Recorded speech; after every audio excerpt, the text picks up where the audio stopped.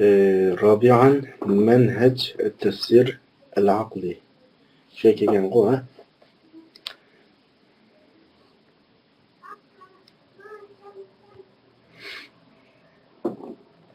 Anda olsa aranladın. Biraz sonra Erems'le okup bakmalı sen de Allah'ımı öyle kayıtılık kürüp bulanmaya kaptı. Tamam biz dersine başlayalım inşallah. Avazım normal çıkan olsa normalde bir inkaz bildirdi ama ben dersine başlayayım arkadaşlar. Olsa. Euzubillahimineşşeytanirracim. Bismillahirrahmanirrahim. Elhamdülillah ve salatu ve selamu ala Resulillah ve ala alihi ve sahbihi ve men vala amma ba'du. Hürmetli arkadaşlar biz menahicü tefsir metotları hakkında toxtulup birincisi de tefsir bil-me'thur şekildeki metot. Ondan keyin tefsir ilmi dedik. Ondan keyin tefsir fıkhi dedik. Şu şekilde 3 aldığım derslerde menhaj tefsir hakkında 3 menhajni sözlep ötkendik. Yani her birisi doğruluk malum derecede. Gerçi tefsili işe girenmesek mi? Yüzeki bir şekilde düşünceye iyi boğantıksa arkadaşlar. Bugünkü dersimizde şu menahijlarınki dördüncüsü menhaj et-tefsirul akli. Yani tefsir akli dediğimiz et-tefsir bir ra'y diyen gap yani. Biz ilgili bir dersimizde turukut tefsirini iki bölüp turukutun tefsirinden menba noktasından birisi tefsir bil-me'thur, yani birisi tefsir bir ra'y diyenimiz var. Şu. Adır menhaj tefsirul akli. Endi biz zadir bayan kılıvatkan nokta, bayan kılıvatkan bab, ketivatkan bab, ben bunu ilgili derslerden birine çıkarttım sizlerge. Şöyle buldum. Tefsir sahasideki tefsir metotlarının ehvalini düşünürüyatımızda. Şunun katarıdan tefsir bil-me'thurni, Müslüman birincisi ketizgan bulduk. Tefsir ilmini, onu sözlügen bulduk. Tefsir fıkhini, qanday şekildeki tefsir fıkhi oldu, qaysi tefsir var. Bunu sözlügen bulduk. Endi bugün keldik dördüncüsü tefsir akli. Yani bunu tefsir bil ijtihad, yani tefsir bir ra'y deb tushunsak bo'ladi. Bunun tefsir qilinish shakli, tefsir qilinish metodi, mufassir bu şekildeki tefsirde nimalarga diqqat qiladi? Bununki tefsir ilmideki o'rni qanday yerda masalan. Bu xil şekildeki tefsir maqbul mu, merdut mu? Degandek noktalar inşallah bugünkü dersimizdeki nemesi buludu? Mezmunu buludu. Aldı bilen Abdur dağıtıdı ve yusamma hâzel levnu minet tefsir التفسير بالاجتهاد والتفسير بالرأي والتفسير بالدراية والتفسير بالعقل. Yani bunun bir neçe türlü kısmı var. Yani mesela ilgili saatlik derslerimizde bunu biz tefsir bir ra'y deb algan ve şu yerde izahlı şekilde tefsir bil ijtihad deb men izahlab bergen. Nereden dağıtıdı? Bu xil şekildeki tefsir bil ijtihad deb atıldı, tefsir bil ra'y deb atıldı, tefsir bil diraya deb atıldı. Tefsir bil akli deb hem atıldı deydi. Neş'etuhu bu tefsirininki peyda buluş ehvalı kelsek neşe'e hâze tefsir fi asrin mubekkirin fil İslam. Bu tefsir İslam'dan dastlabki devridilan qanavgan peyda bo'lgan.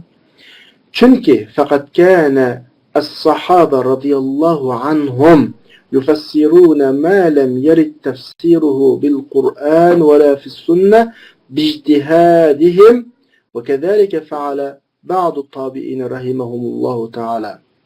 Çünkü fakat kanedeki çünkü ifadeydi. Çünkü sahabe radıyallahu anhumla tefsiri Kur'an'da kemigen ve hadistimu kemigenlerini bijtihadatihim özlerinin ictihatları bilen qanaqalatdi tefsir qılatdi.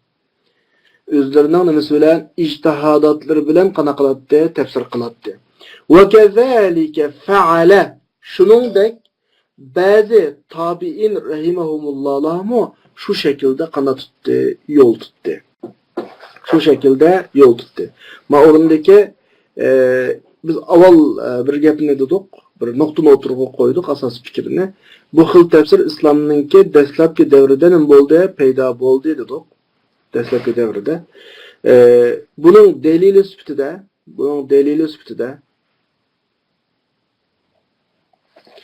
Çünkü İslam'ın dastlabki davrini kim temsil qiladi? Sahobalar temsil qiladi. İslam'ın dastlabki davrini sahobalar temsil qiladi. Ve ondan keyinki nimalar tabi'inlar temsil qiladi. Ve kana'l mufassirun ala haza. Ama mufassirlar kana ma'runda öz vaqtini ifodalaydi emasmi? O'tgan zamanni ifodalaydi.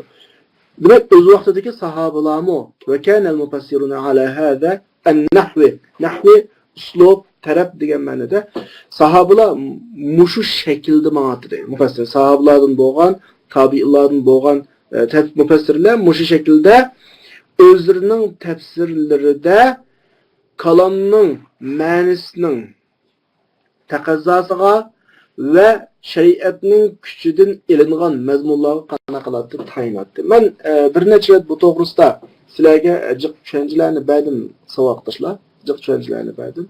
Tafsir bir ra'y yoki tafsir bil ijtihod yoki tafsir bil aqli, mayli qaysi nom bilan atsin, biz hozir so'zlayotgan tafsirda mufassir o'zi qilmoqchi bo'lgan tafsirning dalilini, masalan, men bir oyatni tafsir qilsam, bu oyatning tafsirini Qur'ondan izlab bu oyatni yana bir oyat bilan tafsir qilmaydi. Unda akamaydi qishqa tafsiriga.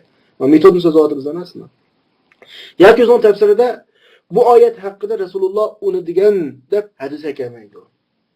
Buni deganlik Qur'onni o'zi chog'lab, kallasqa nima kelsa, shuni bilan tafsir qiladigan o'xshaydi degan gap emas bu. Belki nima desa şu oyatni biladi. Men hozir bir oyatni tafsir qilmoqchi. Musulmonga tafsir qilingan bir oyatni bilaman. Ve bu oyatga tafsir qilingan hadisni bilaman. Lekin oyatni oyat deb akamayman, hadisni hadis deb akamayman, ammo şu oyatdan, şu hadisdan bilgan mazmunni tafsir sifatida bayon qilaman. Ma shaklda bo'ladi demak savoddoshlar. واستمر الأمر على هذا النحو إلى أن نشأت الفرق والمذاهب المنحرفة التي فسرت آيات القرآن وفق مذاهبهم الفاسدة وآرائهم الباطلة غير مستندين إلى شرع ولا إلى لغة صحيحة وإنما بمجرد الرأي والهوى. إيش مش بوينش ماندي. ما هو مثل مقبول صوتشلا. أما İşini kim bozuldu? Nerede bozuldu dese, bel azgın Türk mezhepler peyda bo'lgan kadar bu şekilde makbul qana qılındı davam. Mesela köpüncesini biz cemaatlarga etrafdaki qarindoshlarımızga bazı ayetlerinin mazmunlarini so'zlab turimiz yapıyoruz. Davetde bir gibimiz var bizninki. Muşlarning hammasi tafsir bil ijtihod bobiga kiradi xarakter jihatda. Biz hech kimga bir oyatni tushundirgan vaqtda bu oyatning izohati oyatda bor, bu oyatning ma'nosi u hadisda bor deb tushuntirmaymiz savoddoshlar. Nima deymiz? Biz biladigan kallamizdagi shu oyatdan ilingan mazmunlarni ve hadisdan ilingan mazmunlarni, oyat hadisdan ilingan mazmunlarni boshqalarga izohat sifatida qana qilamiz, depirimiz endi. Hadis ma bizning ig'izimizdan ma oyatning tafsiri pukuni oyatda, ma hadisning tafsiri pukuni hadisda deb chiqmaydi. Mushuni o'zi tafsir bilishda, ammo biz qo'soq sharh qilib o'zimizdan demdiq o gapni yo'q. Kalımızın çıkarıp almayız. Belki ayetinin mezmunu, mesela deyli İnna a'taynakel kevser fesalli li rabbike venhar inne şani'eke huvel ebter diyen bir ayetini tefsir kılsa. İnna a'taynakel kevser. Biz sana kevserini verdik. Kur'an'da kevserlen deydi. Ben bunu ve cemaatke yoki etrafımdakilerine izahlamakçı olsam, kevser degan Kıyamet günüsü Peygamber aleyhissalatu vesselam şu mahşer meydanında kiladigan bir köl ichimlik vayanın ismi deb tushundirma. Nimishqa? Çünkü men buni hadisdan anglagan bu gapni. Hadisdan ko'rgan. Rasulullahning shu Kavsarda shafaat qabul qilinadiganligi Alloh taolo hammasi bunlar hadisda bor. Men buningga asosan deyman. Mushu tafsir bil ijtihad, mushu tafsir bil ra'yi qandaqdir bu bunda oldigeniga qarab lekanda qivaladigan, divaladigan gap so'z emas bu shu. Fasalli li robbika wanhar desa, salli namoz o'qi, wanhar bo'g'izla dedi. Boshqa gap yo'q-ku bu yerda. Men buni boshqalar qanday izohlayman? Qurban hayit namozi, ro'za hayit namozlari haqidagi mazmun bu. Wanhar degani shu qurbonlik, mayli qo'y, kala, tuga bu haqida kelgan buyruq. Ma shaklda tushundirman. Buning bir dalilini akib o'tamayman. Ammo kallamda shuning dalili bor. Tafsir bir ra'y ma'u asli. Qanaqdir tafsir bir ra'ydagi ra'y degan gapninki qarab lekanda g'ayri maqbul rad qilinadigan tafsir unda emas savoqdoshlar. Ammo bu alaqi mufassir tafsir qiluvchi sog'lom bo'lgan vaqtda anmunda mangadigan ahvol. Sog'lom bo'lgan vaqtda qachon mufassir sog'lom bo'lmagan hamon masala shu vaqtning o'zida chiqadi. Shu vaqtda ish buzildi. Shunga Abdurmayada ila an nasha'at al-firaq wal-madahib al-munharifatu degan deyishning sababi shu.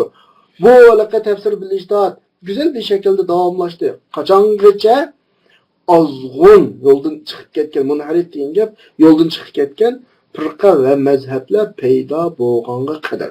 Bular deydi. Bular Qur'onning oyatlarini o'zlarining buzuq mazhablariga vifqa mos bir şekilde o'zlarining batil ko'z qarashlariga mos bir şekilde hech qanday bir shariatga g'ayri mustanidin tayanmasdan veya ki sağlam bir tilga tayanmasdan fakat o'zining shaxsiy ra'yi va xohishi bo'yicha lam fassarat tafsir qiladigan deydi.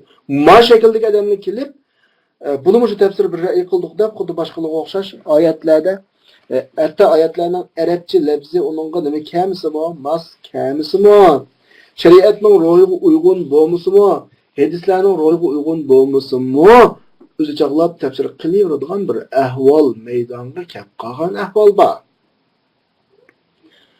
Asli to'g'ri bu. Bu to'g'riligini buni o'zing o'ylab boqing. Hozir sizlar o'ylab boqing. Sizlar bir dinda o'qigan. Bir oyatning tafsirini o'qidinglar. Tushundinglar oyatning tafsirini. Endi atrofinglardagi el jamoatga yoki birasiga mushu oyatni dapamoqchi bo'lsanglar, o'zing o'qigan butun grammatika şu ayet hakkındaki bütün mezmunların hepsini sözlemişler yapma. Tabii sözlemezler. Kana kılıslar ayetin ağan normal çençanını oturup okuyuslar kişilerge. Onun delili utti, bunun delili butti dep otta maysile sabaptaşlar. Bu sahabın vaxtında açta devam kıldı çok o. Çünkü ayet deyiş doğru. Ama mayda bir yaman niyetlik insanlar bu şekilden paydalanıp suiistemal qilib ketgandan keyin ham buni cheklaydiganlar o'tirib chiqdi. Yo'q, bunda qilsa bo'lmaydi ekan. Garchi endi mushu asli normal bir so'nning bir da'vatning taqozo talabi bo'lsa-mu, lekin mahildagi shakldagi insonlar bundan foydalanadigan ish bo'ldi ekan, shunga bunda tafsir qilishni qanday qilib o'taylik, cheklab o'taylik deydigan o'rtaga bir fikr chiqardilar. Dal shu ustidan fa waqa'adiki fa shuni ifodalaydi. Shunlashqa yani yuqoridagi o'rtaga qo'ygan ishlar tufaylidan va lihaza vayat shunlashqa tafsir bir ra'yi haqida ixtilof yuz bergan. Zodi tafsir bir ra'yi shaklda Qur'onni tafsir qilamizmi, qilmaymizmi?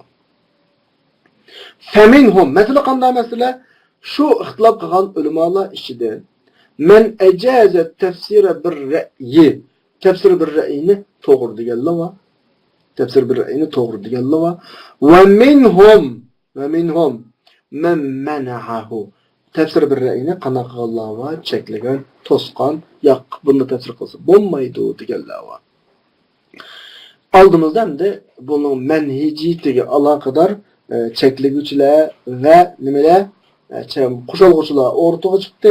Biz bu ikkala tarafning dalilini birdan qanaq boqaylik, anglab boqaylik savoqdoshlar.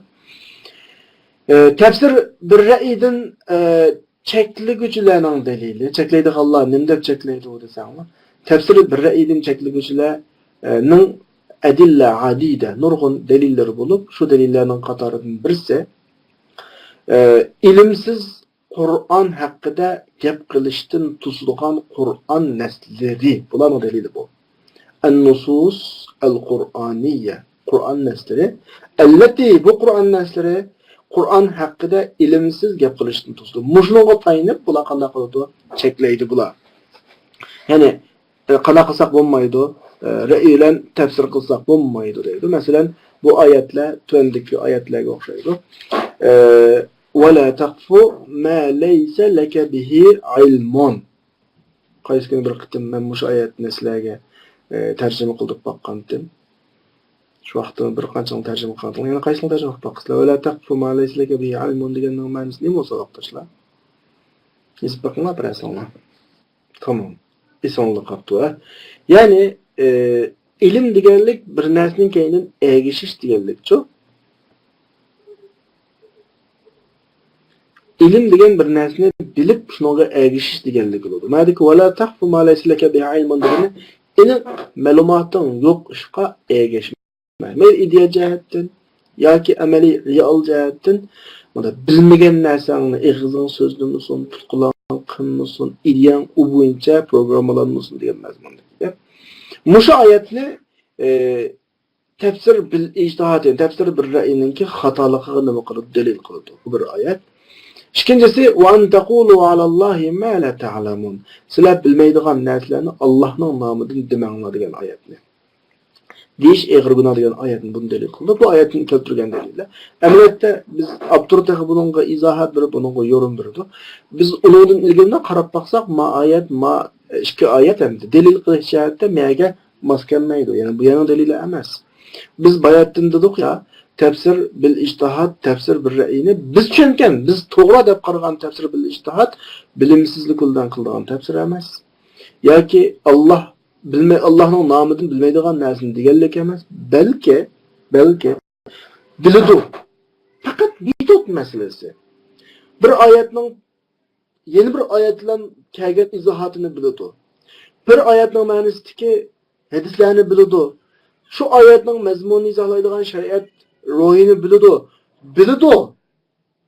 Ammo boshqalarga izohlashda şu oyatni akab turib, hadisni akab turib, u asarni akab turib tafsir qilmaydi, shu bilgan mazmunlarga tayinib tafsir qiladi. Biz bu shaklda to'g'ridik buni. Ma ikki oyat faqat bilmagan narsa, bilmaydi, bilimsiz turib am boshqalarga qanday qilish, avandaq ma'lumot di shaklda kelgan oyat. Shunga a shaklda enchikilsak, ma ikki oyat bayatdinki biz o'rta qo'ygan tafsir bir ra'yiga ning xatoligiga dalil bo'lmaydi. Ammo o'z ra'yi bilan xohlagancha xohish bilan o'zining shaxsiy manfaati uchun oyatlarni bilimsizlik bilan tafsir qiladiganlarni bor dedik ya, ularga andikin ma ikki oyat dalil bo'la oladi. Yani hadislarni ko'rib boqaylik, hadislardan kelgan dalillarni. Yani Qur'on haqida ilimsiz gap qilishni harom qiladigan hadislarga qarab baqsak, Payg'ambar alayhisolamninki "Man qala fil Qur'ani bi g'ayri ilmin falyatabawwa maq'adahu minan nar." Yani kimki Qur'on haqida bilimsiz gap qilsa, o'zining o'rnini do'zaxdan hozirlab qo'ysin. Ma hadis İmam Ahmed Tirmizi qatorliq ulamolar o'zining kitobi chiqqan hadis. Uni boshqa Jundub rivoyat qilgan bir hadis bor. Naytaliq zil hadisni bir so'zi vaqtashlar. Man qala fi kitabillahi azza va jalla bi ra'yihi. Qandaq odam Allah azza va jallaning kitobida to'g'risida Qur'on haqida o'zining xohishi bilan so'zlabdi. O'z chaqlab tafsir qilibdi. To'g'ri qilibdi. Fa ashabaga to'g'ri qilibdi. Bo'lsa faqat xato. Bu odam xato qilgan bo'lib deydi. Endi men sizlardan bir savol so'rab qo'yay bu shayga aloqada. Bir odam Qur'onni o'z ra'yi bilan tafsir qilib to'g'ri qilsa-mu nima xato? Nima uchun xato bo'ladi savol? Qaysining aqlimiz shunday xatolikning sababini?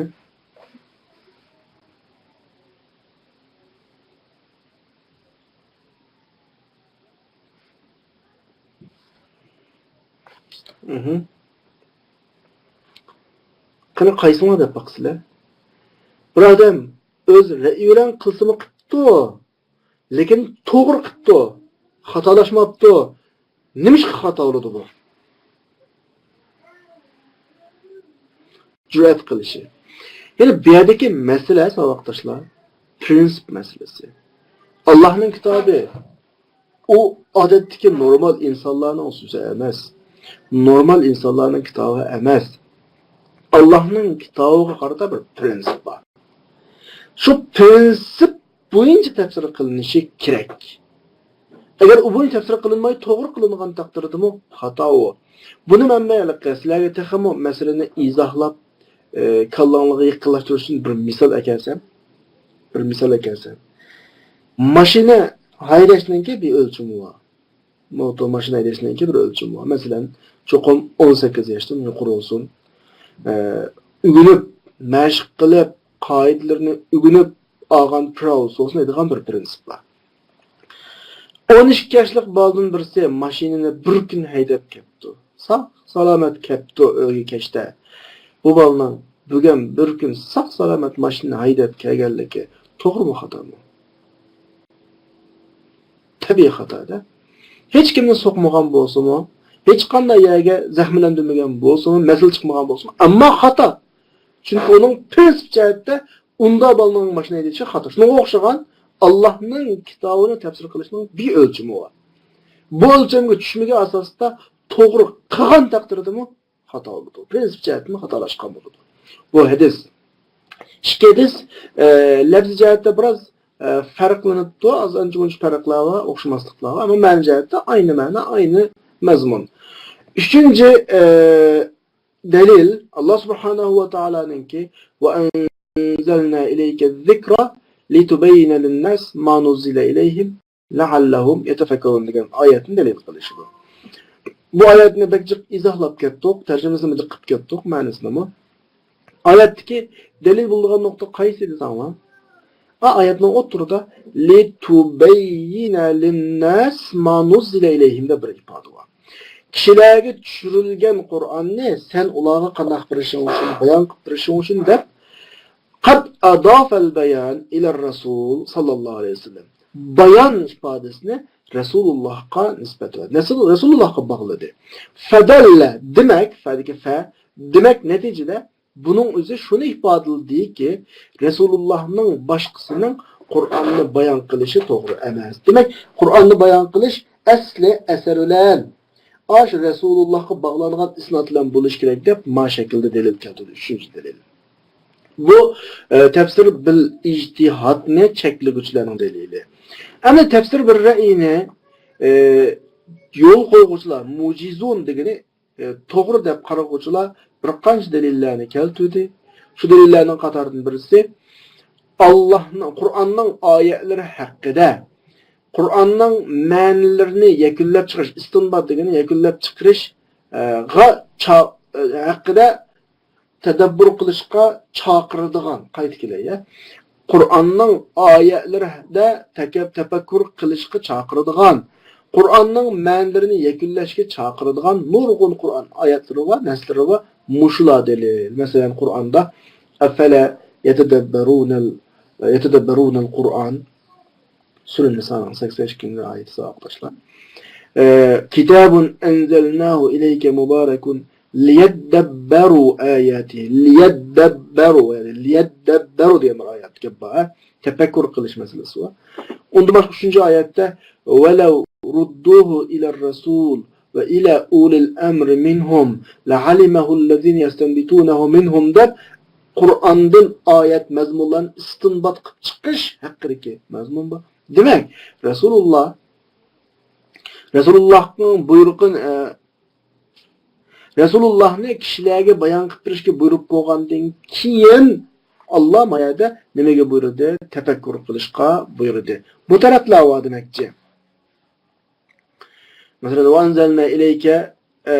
anzalna ilayka zikra litubayyana lin-nas ma nuzila ilayhim va la'allahum yatafakkurun ayatda Resulullah ma ayatda Resulullah'a bayon qilib deb bo'lgandan keyin bu oyatda kishilarga tafakkur qilmaydi nimishqa.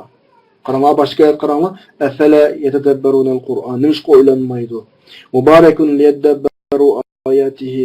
O'ylanishi uchun degandek bu oyatlarning hammasi o'ylanishga chaqirdi. O'ylanish deganlik oyat haqida tafakkur qilib bir mazmunga yetish deganlik. Tafsir ijtihod degan bu shu deydi Mavla. İkinci delil Resulullah'ın İbn Abbas qilgan duosi. Bunu duanı önce okup kettik. Allahümme faqihu fid din ve allimhu te'vil. Ey Allah, İbn Abbas'ın dinde alımı kısla, bunu te'vil ügesil dedi. Hem müşahede İbn Abbas'a Kur'an'ın tefsirini ügesil, te'vil degen tefsir degen buluyor. Tefsirini ügetsinler deb Allah'a kılgan dua, eğer hem adam Kur'an'ını başqalardan alğan eserler bilen ilgirgilerden kelgan naqllan tefsir qildigan şop qalsa, tefsirininki başqa igiz töllik olmaydı. Çünkü tefsir o'xshash bo'ladi. Çünkü hammasi naqlga tayinladi. İbn Abbas'a Allah'a dua qilishdan hech hojat olmaydi. Bu nokta. Şunda dua keyinde yaptır. Yecuz ala cevaz tefsir bir ra'yi. Bu ra'yi bilen tefsir qilishdan durust dalalat qiladi. Çünkü law kana tefsir, eğer tefsir fakat rivayet kilam qarashli qilib asrul Allah tefsir qildigan ish bo'lib qolgan bo'lsa, lama kana li takhsis ibn Abbas bi hada dua foyda. İbn Abbas'ni bu duaga alayda xos bir şekilde xoslashninki hech foydasi degan gap ahamiyati bo'lmagan bo'ladi. Nimishqa? Chunki vaqt İbn Abbas Qur'onning tefsir, Qur'onni tushunish va Qur'onni tefsir qilishda ham boshqalar bilan barobar li istivoihi barobar. Çünkü eserge qarashlik oldu degan gap. Ba yok degan gap bu. Ortada ba eser hammadan biladi. Yo'qlab qolsa hammasi bilmaydi. Ben İbn Abbas'ni alohida, ey Allah onunga ta'vilni o'rgatilib duo qilishning hech hojati yo'q deydi boshqalar. Yani vaqtda İbn Abbas qilgan duosi shu Qur'onni hifz qilish, yodlashga bo'ladi, Qur'onni tushunish, tefsir ilmiga bo'lmaydi. Demek, mushu duanın o'zi fadallardagi xulos bo'ldi. Demek, mushu duanın o'zi shuni dalolat qildiki, bu yerdagi duo qil deb ma duodagi maqsad naqlidan boshqa, Qur'on tefsir qilishda, rivoyatdan boshqa bir ish. U o'simi dal tefsir bir ra'y va tefsir bil ijtihaddir dedi. Bu nechinchi dalil oldu? İkinci dalil oldu. Üçüncü dalil, sahaba radıyallahu anhumlar ayetlerinin bazısını tefsir qilishi bir qancha yo'llar bilan ixtiloflashdi. Buni biz ilgirgi darsda ko'rib o'tdik savoqdoshlar. Masalan, haliqi oxirgi homila vaqtining oxirgi vaqtlarida yo'ldoshi vafot bo'lgan ayol yangisa ikki xil xususiyat bo'ldi ham shu ayolda. Ikki xil xususiyat to'g'riliq ikki xil oyat bor. Mushu oyatni ulamolar masalan shu sahobaning ichidagi ulamolar ikki xil tefsir qildi masalan. Mushu sahabenin oturduğu yüz bergen muş ihtilafının üzülüm nimeni ifadelaydı dese, ictihatların tefsir kılsı buldu Allah'ın ifadesi. Yani daha da şuna وَلَوْ كَانَ التَّفْسِيرِ اَنْ طَرِيقَ النَّقْلِ وَحْدَ.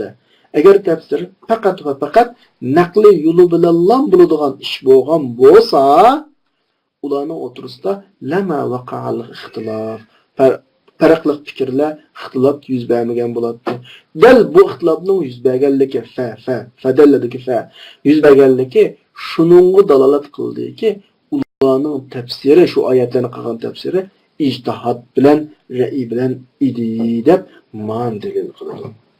Endi qarab baqdiq savoqdoshlar, tefsir bil ijtihad, tefsir bil ra'i, xato deganlarning bimuncha dalillari bor ekan. To'g'ri deganlarning birmuncha dalillari bor ekan. Hammasining daliliga qarasak, o'zining ashulning gapi to'g'ri ekan. Xato degan dalilga qarasak, xatodek, to'g'ri degan dalilga qarasak, to'g'ridek. Ammo inchlikda o'ylab baqsak, manda bir nuqta chiqadi shu yerdan. Abdur shu nuqtani bizga ar-ra'yur rojih degan nom ostida, ya'ni kuchli fikr deb Abdur tarjih qilish orqali bizga xulosalab beradi. Da'atudu tefsir bir ra'yi, anna tefsir bir ra'yi. Minhu bu xil tefsirning ichidan ma huwa jaizun, to'g'ridir va. Va minhu va uning ichidan ma huwa mamnu, xatolari va. Ularda to'g'risi qaysi, xatosi qaysi desa, fat tafsirul jaiz, to'g'ri tefsir olsa, dal Mahmud ra'yi bilan qilgan tefsir. Mahmud ra'yi degani biz ilgirgi darsini jiqlab o'tdik. Bundan keyin deymiz. Masalan, arab tilining uslublari ifodalaydigan mazmunni obdan biladi. Buning asosan Qur'onda ifodalagan mazmunlarni til nuqtasidan tushunadi. Qur'ondagi boshqa oyatlarni biladi, hadislardan xabar va islomning fikr kulliyatlari, maqosidlarini biladi, shar'iy bilim bor. Ammo shu bilimga tayinib turib tefsir kılsa bunu biz Ra'i Mahmud bilan qilgan tefsir deydi. Bu to'g'ri. Ammo to'g'ri deganlarning dalili dil mushnu qartilgan dalil bo'ldi. Alayhi tuhmal adillatul mujizina lit-tafsir bir-ra'i degani tefsir bir-ra'ini to'g'ri deb do'st qilishlarning dalillari shuningga yuhmal, yani tuhmal degani shuningga qartildi, shuningga ib berildi. Ve tefsirul muharram haram tefsir olsa del tefsir bir-ra'il mazmum. Eyiblanadigan ve e'lon qilinadigan tefsir. Eyiblanadigan tefsir qaysi o tefsirning ishidan desa, biz uni ilgili darsda so'zladik va bundan keyin so'zlaymiz. Ya'ni til asosida hojiz, til uslublarga tayanmaydi. Til davatgan gaplar tilda ehtimol qiladigan gaplar emas. Shar'iy bilimi tahi yo'q. Qilgan tefsirida hech bir til tarafdanmi dalili yo'q, shar'iy nuqtadanmi ham nimasi yo'q, dalili yo'q. Mushu shaklda qilgan tefsir bir-ra'il mazmum bo'ladi. Tefsir bir-ra'il mazmum bo'ladi. Ammo tefsir bir-ra'ildan chekilganlarning dalili shuningga alayhi tuhmaladi, shuningga hamla qilinadi. Bu shaklda tushunsak bo'ladi.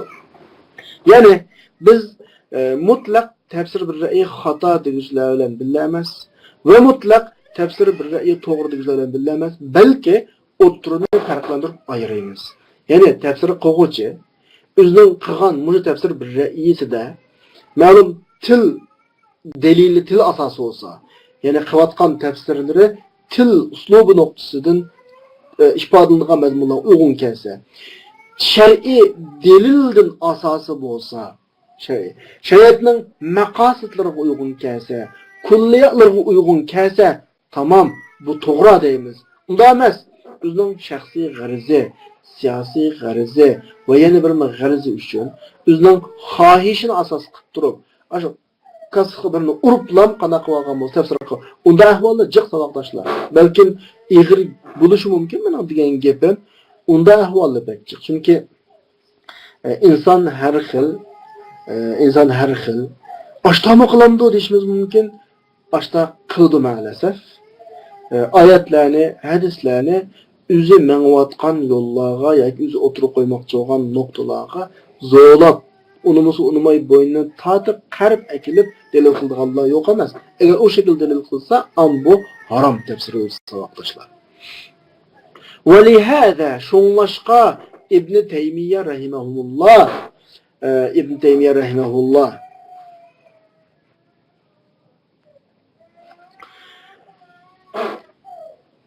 tefsir bir-ra'idin taharruj degan gap mana siqilish tefsir bir-ra'idin ne ketdi?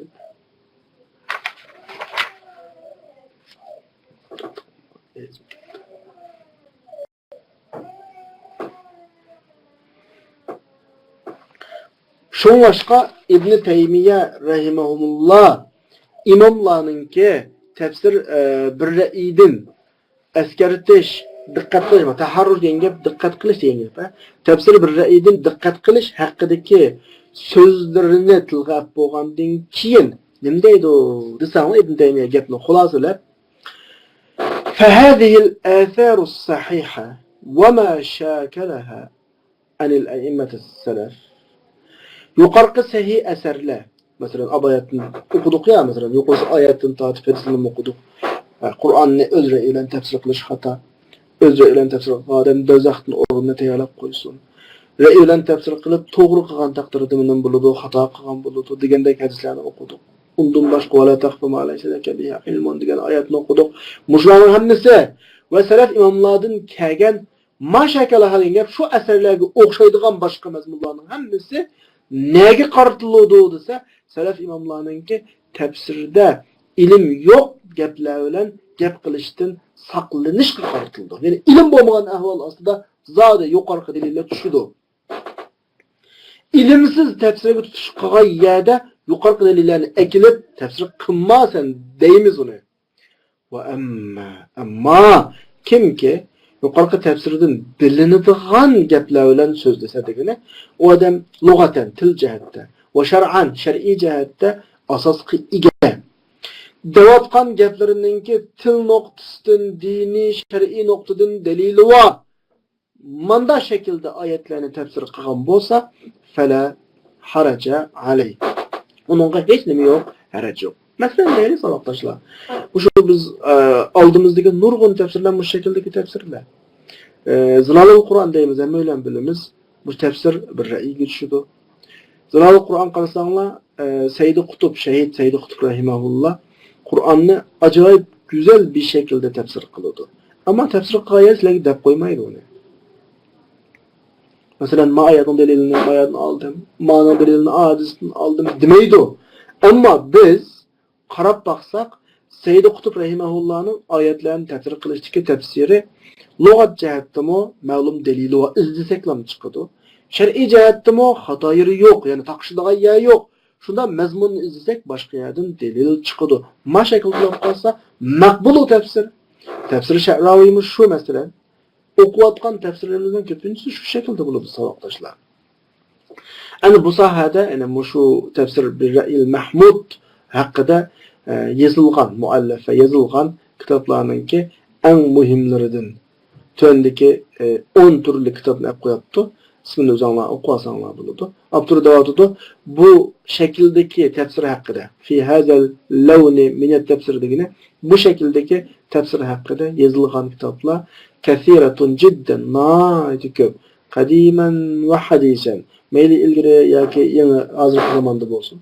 Şu kitaplardan katarıdı mesela birisi Mefatihul Gayb, Envar-ı Tenzil ve Asrar-ı Tevil hemen tanıydığı dağınlık kitap mı bu? Beyzavi. İsmi biz devamlı tefsir Beyzavi dediğimiz ya şu. Ondan başka Medarikut Tenzil tefsir Nesefi de ezherli demecek ütüldü bu kitaplar. Lubab-ı Tevil fi maani tenzil tefsir Hazin de. Ma kitap halla kitap baska vakitte açtığında alakı meşru olandan bilen bahsi demez mi? Tefsir Hazin de basıdı. Behrul Muhit, Tefsir Celaleyn mesela. Bizden örtüldü belki okutuldu bu Tefsir Celaleyn. Ondan başka İrşad-ül Akl-ı Selim ile mezaya el-Kitab-ül Kerim Ruhul Mahani mesela. Tefsir Ulusi deydi. Mektebede Şamil bin İnsanlar Ruhul Mahani de çıkmayı Tefsir Ulusi de çıktı. Tefsir Kelamul Mennan. Bunu Tefsir Sa'di de belirlik. Tor internetten ba, nemeden ba, Şamil'den ba. Mahasin Tevil. Bunun Tefsir Kasimi de belirlik. Muşların hemmesi güzel isil tefsirler ama tefsir demo bir ra'yi muşun olduğunu düşünmek demekçi. Tefsir bir ra'yinin ki metodu yukarıda biz degen şekilde buludu. Aşının düşse doğru tefsir oldu. Düşmey kalsa o red kılınış tefsir oldu. Ama Abdur bizge bir isil işlemlerini kıldı. Tefsir bir ra'yil mezmum hakkında yazılgan kitaplarını mı ekip misal koydu. Biz köpünç vakitte bu kitabını okumayımız. Normalde okumayı ikiliklik hazır kadar. Şunda olsa mı aldığımız uçrap kalsa agah buluşumuz için tunu bulu hiç nemesi yok. Zihni yok. Mesela bu kitaplarınki birincisi Tenzihul Kur'an el-Meta'indeydi. Keşşaf'taydı. Mecmu'ul Bayan fi Tefsirul Kur'an'daydı. Tefsir Kitabullahil Aziz'deydi. Tefsirul Kur'an'l Azim'deydi. Ahırgıca hemen kruvasanlar buludu. 10 türlük isimler yaptı. Bunun için sizlerge izahat birleşiklik bir gap var.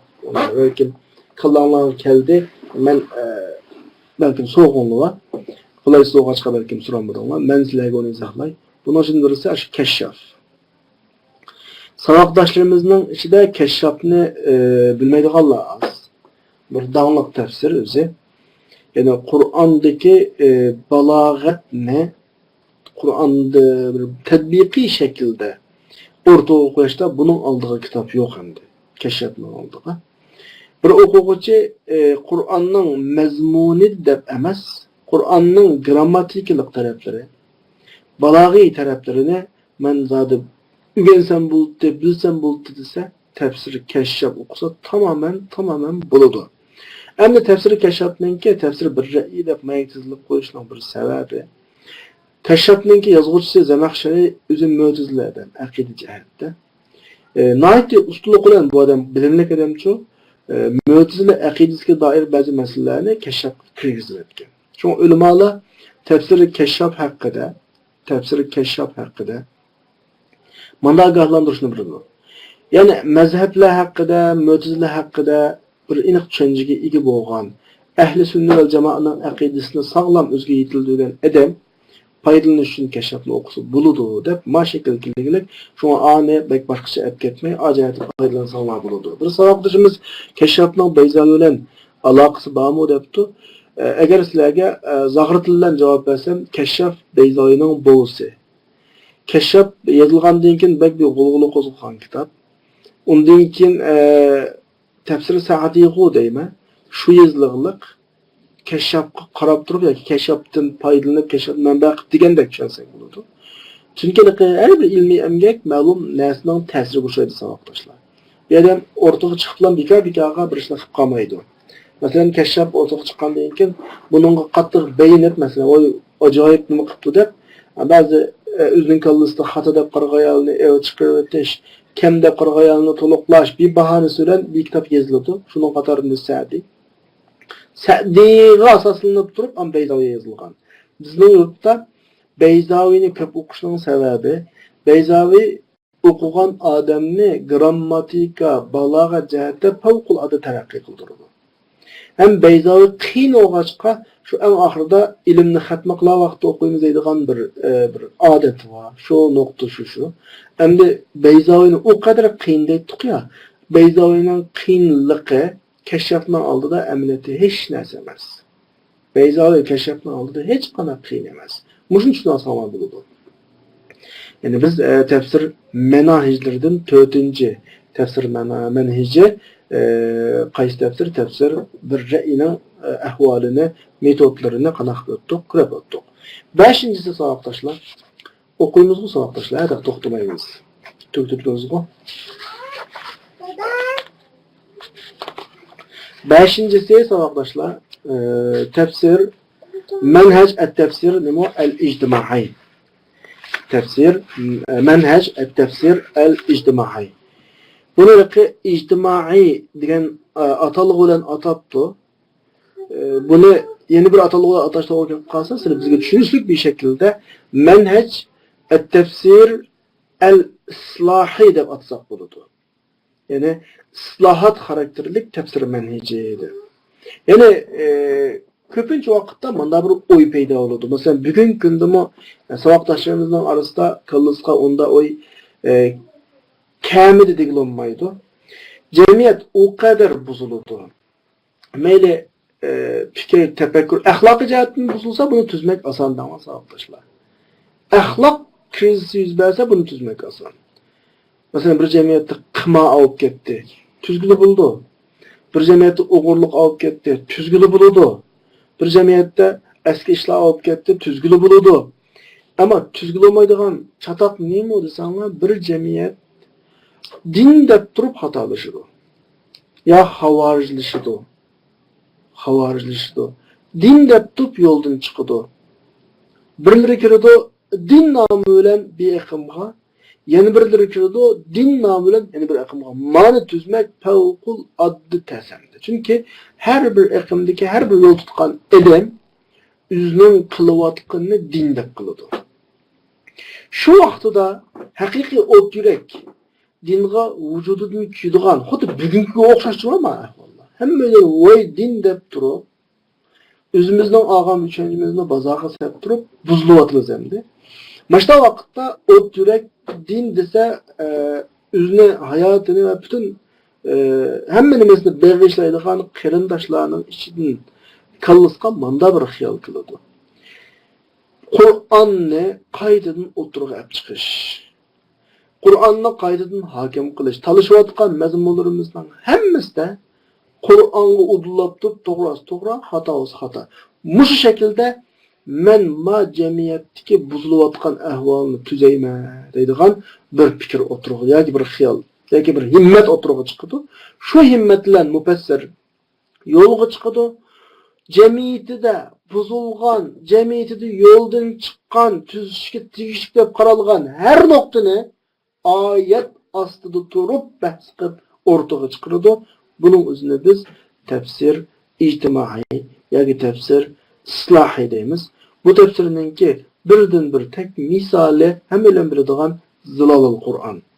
Fizlalul Kur'an bunun del misali buludu. Muşu xil tefsirninki metodi menhece qanday oludu kurab öteyli.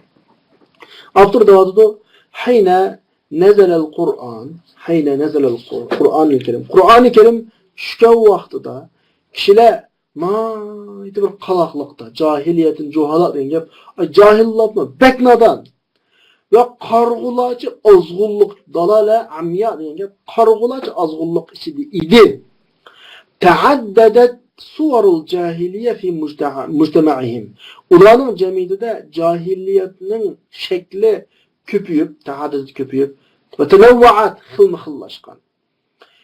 O vakitteki kanun ormandan kanunu. Orman kanunu diyen gep. Kanun yok diyen gep. Ormanda kandan kanun var. Kanun yok. Ormanda tutuğanı yeydi.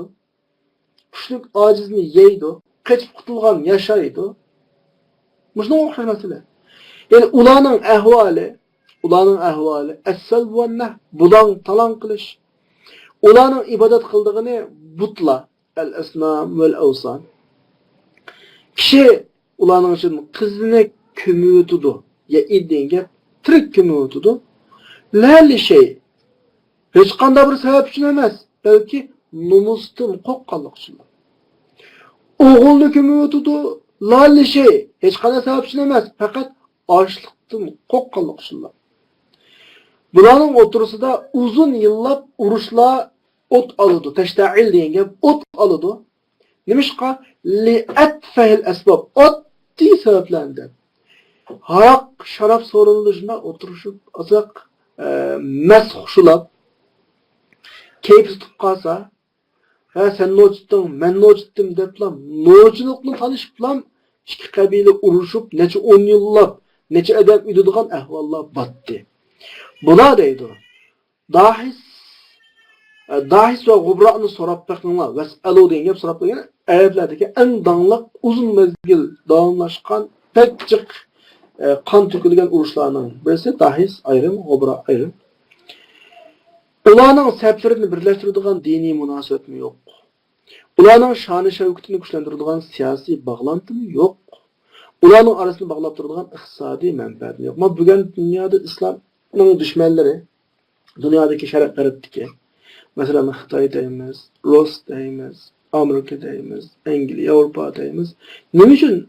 Bunlar acayip İslam düşmanlık kıldığı insanlar durup, nemişle uğraşmaydı desem oturda fevkalade bir iktisadi münasebet ve siyasi münasebet var.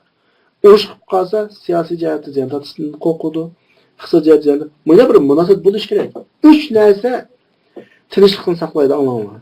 Birisi dini bağlantı. Bir cemiyetin tinçlikini saklaydığı neyse. İkincisi siyasi bağlantı. Yani güçlü bir siyasi güç.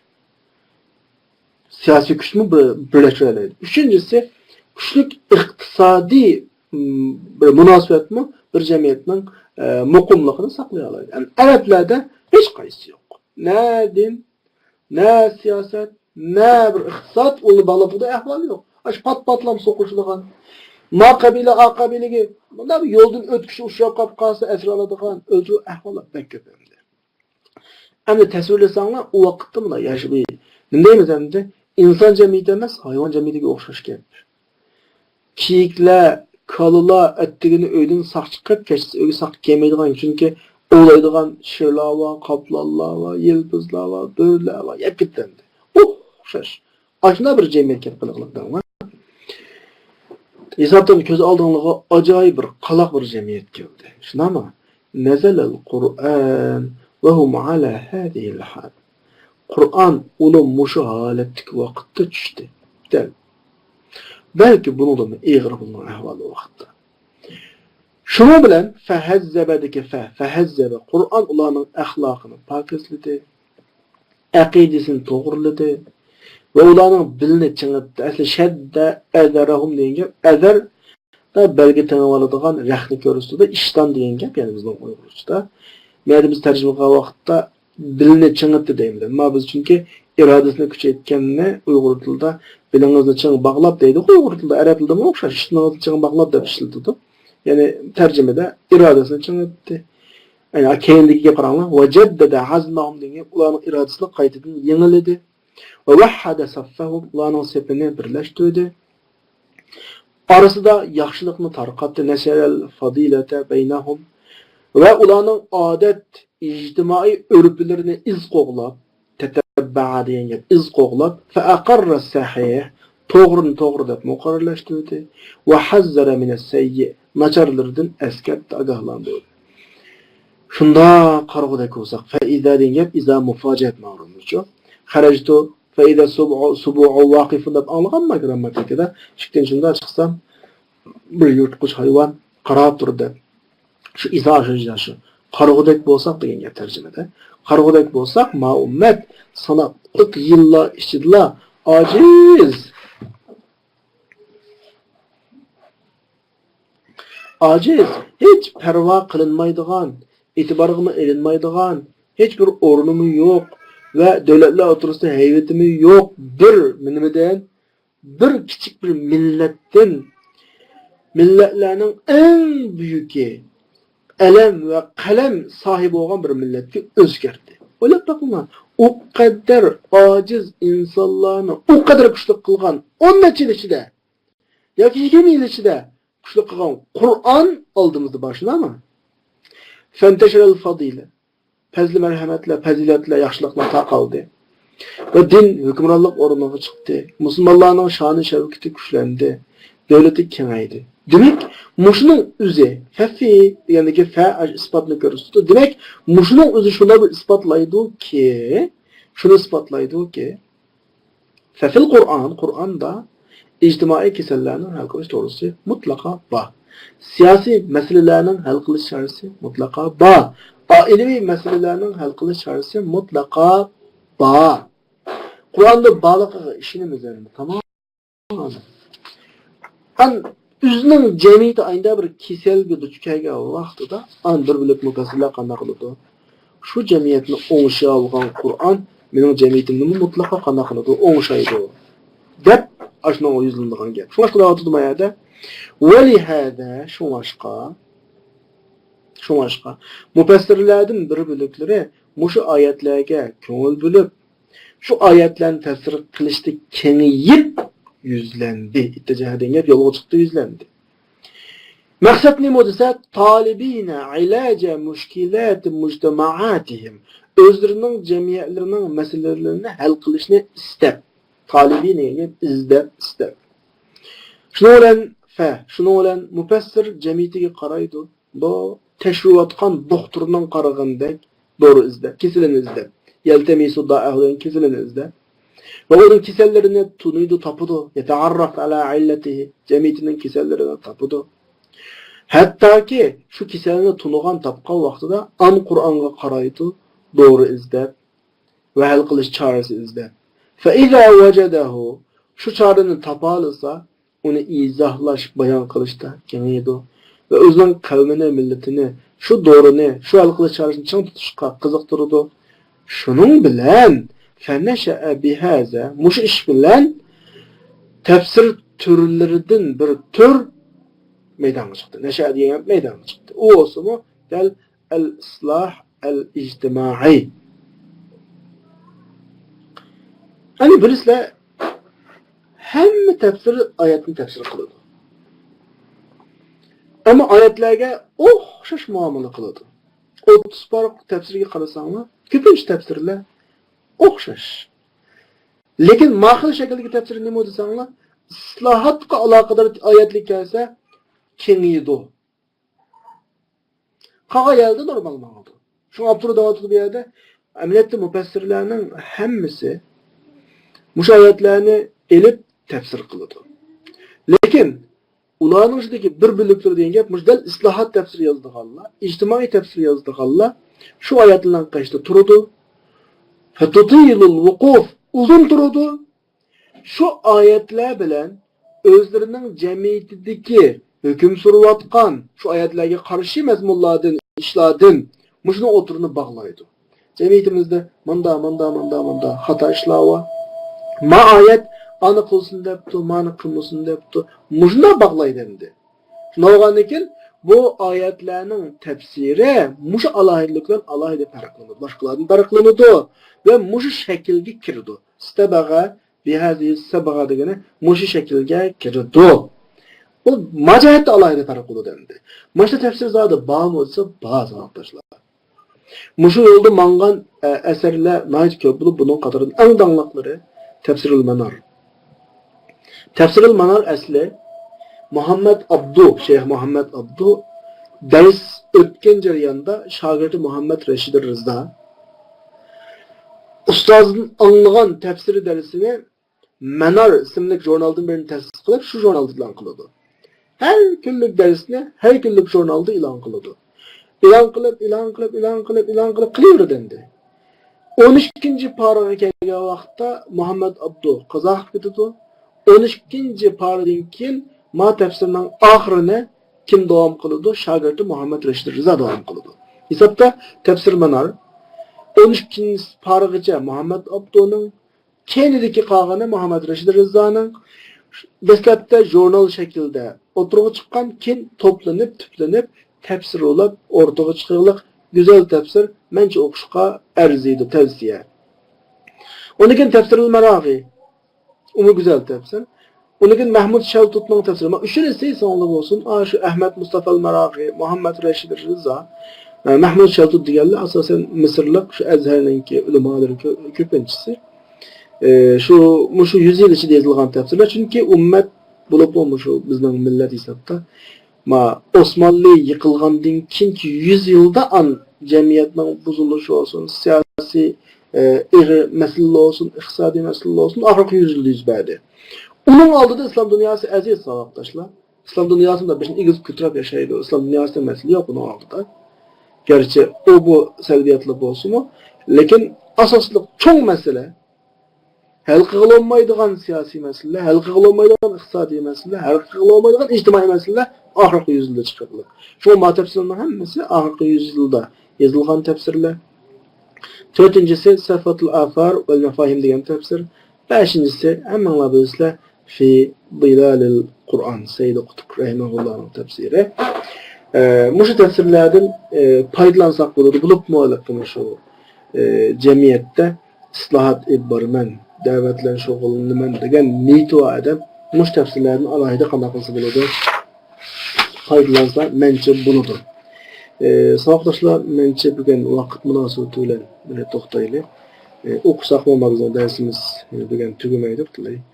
Kalan 4 varak 8 bet mezmun kaptı.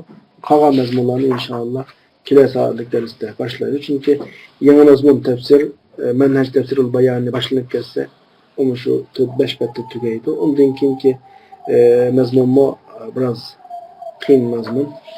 Bugünkü müşahede toxtaylı. Başka fikrinle sual, teklif, fikir, mezmunla olup kastıysanız o mesela Celestin düşünmüş sağlıktaşlar. Ve ahlu da'vana elhamdülillahi rabbil alemin.